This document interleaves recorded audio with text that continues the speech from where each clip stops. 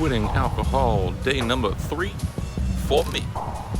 Back to rhyming and feeling good. Feeling better than I have before.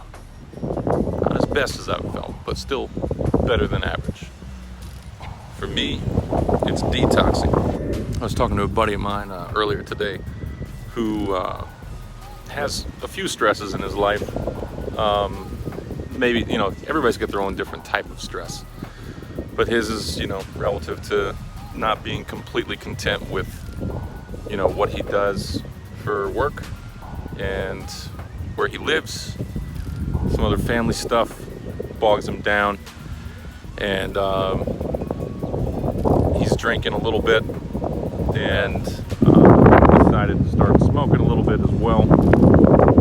And, I was trying to tell him that it's hard to see the other side when you're in the cloud that I used to talk about all the time. And that cloud is not necessarily only saved for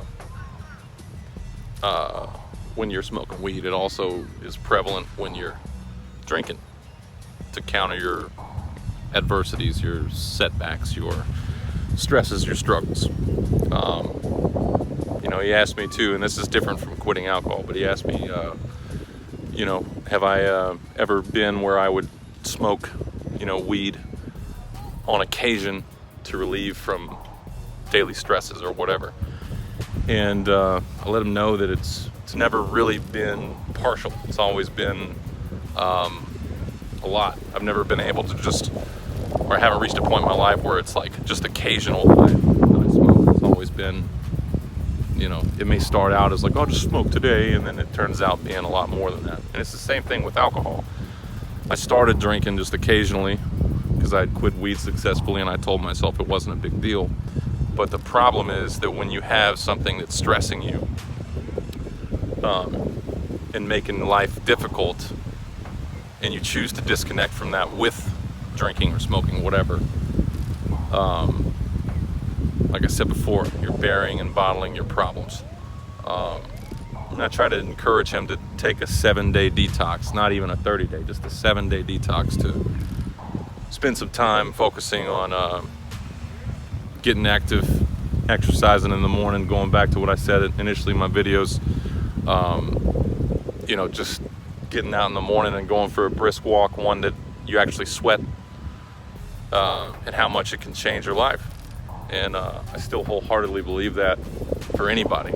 I think that if you're, massively obese and you eat fucking cheeseburgers and McDonald's all day and you drink and you smoke, it'll take longer than 7 days. But if you're, a relatively in shape person and you just are clouding your mind with the vices, then it won't take as long to see the benefits of detoxing and not smoking, not drinking, whatever your vice is, just clearing your mind from the toxins. I mentioned also to him that emotional attachment, emotional connection to a woman is also another form of a drug. And he's very similar to me in that, if a particular woman comes along and, sweet, kind, and saying all the right stuff, it's tough not to get wrapped up in that emotionally. It's almost impossible for someone like me and him. But if you reach a point of stability with your life, happiness, you find happiness, it's way easier to do. Let's look at these boats back here. This is kind of cool. Check out these boats over here. They're little itty bitty boats. Hey, itty bitty boats, what y'all doing? Itty bitty boat time. But anyhow, I'm trying to encourage him to do it, and I can sense in his voice that it's tough for him to zone in on that and actually do it, which I get. When you're in the cloud, whatever your cloud is, it's tough to think about life outside of the cloud, whether it's alcohol or weed or whatever your vice is. Could be a relationship too. If you're in a relationship that is actually toxic, but you get little highs from it. That's the thing. That's all these vices do, is they give us little highs. But with little highs come big lows. Easy come, easy go. So like it's easy to take a few sips of some alcohol, have some drinks for the night.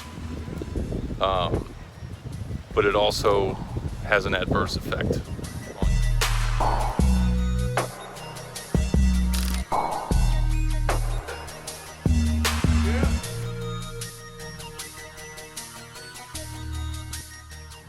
All right, let's get cheesy. I guess the moral of the story is the more clouds there are in your storm, the harder it is to see the beautiful day on the other side.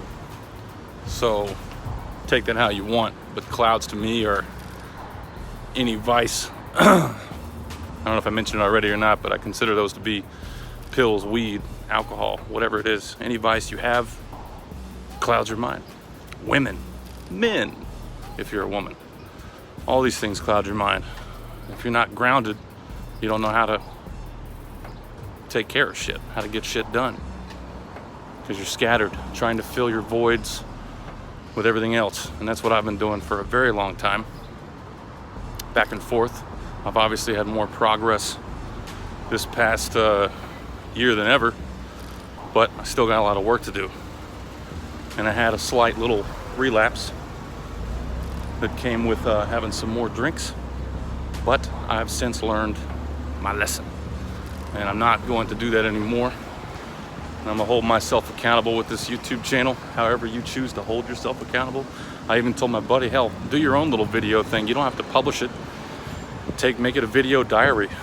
You know, it's more or less, for me, it's the action of speaking, which helps me do, you know. Sure, there's a little bit of piece of it where I'm putting it on the grid, that helps, but the majority of it is getting it out. You can even write it down. I'm sure that works the same way. Have yourself a little journal, keep a log, keep tabs on yourself.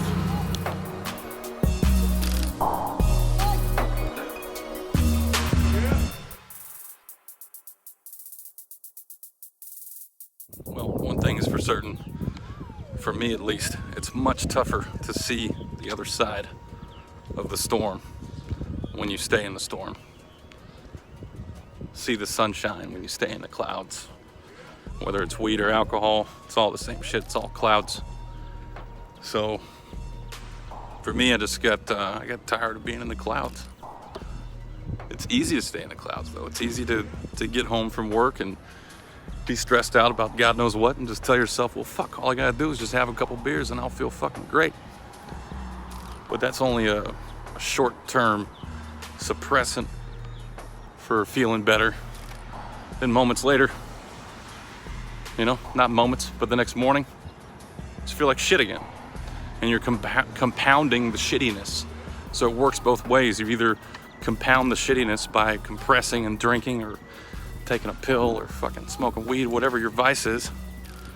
You know, finding love in all the wrong places, the wrong woman, the wrong man, because you're broken, you want someone to help you heal.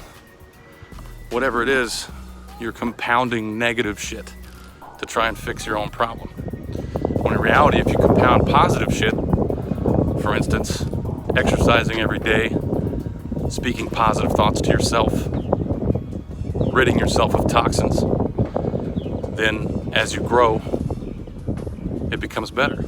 You're building your own happiness. I'm building my own happiness.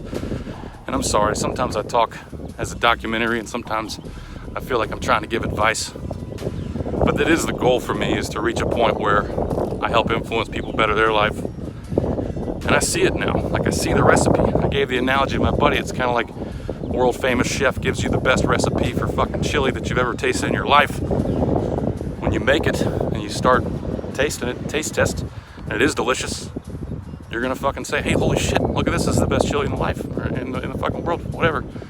Gotta try that damn chili. So that's all I'm trying to do, is document my journey with this chili and get you guys to fucking make some yourself. So compounding positive on top of positive, and that's another thing that I have to work on myself. And I was telling my buddy, every day I've got to, you know, there's times things that pop up that suck, and I have to tell myself it's all good, you know. Nothing against my roommate, love my roommate, but I don't love the house. I hate it. It sucks. Not a fan. But if I sit there and dwell on it, then what does that do? It just compounds negative emotion over negative emotion. And that affects all areas of your life. Whereas if I just tell myself I'm thankful to have a house, then it's much easier to move forward. Happiness on top of happiness can only bring happiness. This shit is science, y'all. Motherfuckers be doing this shit. It's real. So whatever you believe in, whatever gets you going, you know, whether it's religion, spirituality, or, you know, a goal, I don't know. I'm kind of ranting, obviously. Truth be told, I did more content, and again, shot it all in fucking hyperlapse. So that's fun. But anyhow, I guess the strong portion of this story, or the main core focal point or whatever, is that day 3, and I'm becoming clearer and clearer, and starting to think like a crackhead again, going out, fucking walking around the town. I do like downtown St. Pete. It's a cool place to shoot video. So I apologize. If we could take all of the content that I actually voiced and put it together in a video, it'd probably be pretty good. But a lot of it's lost in hyperspace. So what do you do? But anyhow, if I can be there to help anybody, I'm here always. And let's do this journey together. One love, Real Deal out.